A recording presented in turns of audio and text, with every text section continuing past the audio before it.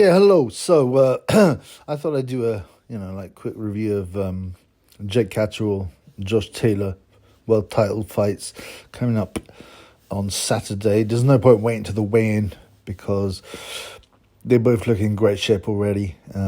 It's I don't I guys like Taylor are super professional. Catterall is as well. They're both in great shape. So we can probably make the preview already. Now, I mean Jake Catterall.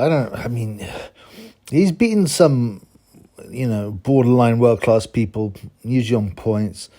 Ahura Davis, I think Tyrone McKenna. He doesn't look bad.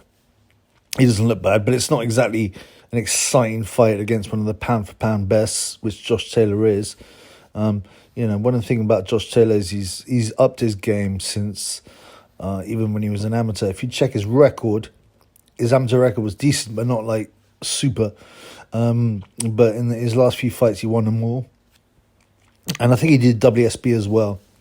And he's obviously quite in tune. He's quite obsessed with his career.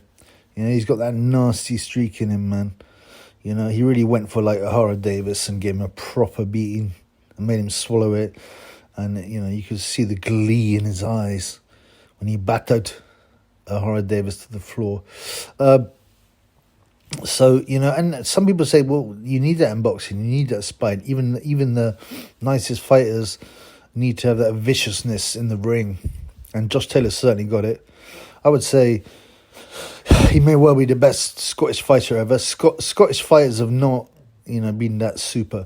I mean, if you think about it, Scotland's got like a population of over 5 million. Yeah, but you compare it to like Puerto Rico, and maybe it's not a fair comparison. Puerto Rico's got like just over 3 million, and you know how good they are at boxing. In Scotland there's been like Jim Watt, Ken Buchanan. I think Jimmy Wild was Scottish. I can't remember, but it's a long time ago. They've never had any decent fighters in the heavier weights. Their best.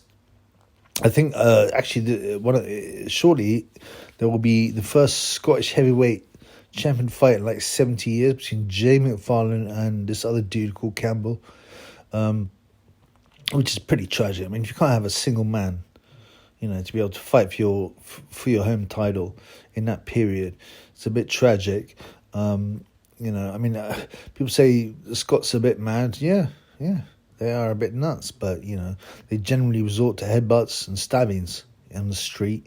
They're often quite skinny guys. They don't have the best DNA for fighting, which is probably why they resort to headbutts and stabbings.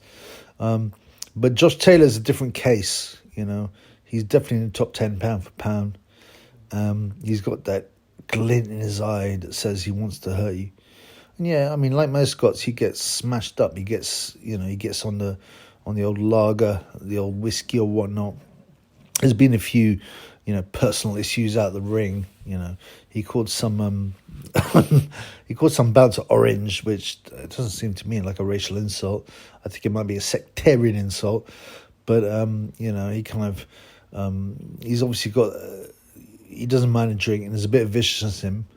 But when it comes to getting ready for a fight, he's ready for the fight. So I don't expect anything less than Catterall and Taylor being in top condition. Now, Catterall is clearly the underdog. He's a decent fighter, He's had some decent borderline wins, as I said, but there's nothing spectacular there. You would imagine a pound-for-pound guy will, have too much for him. And I believe that will be the case.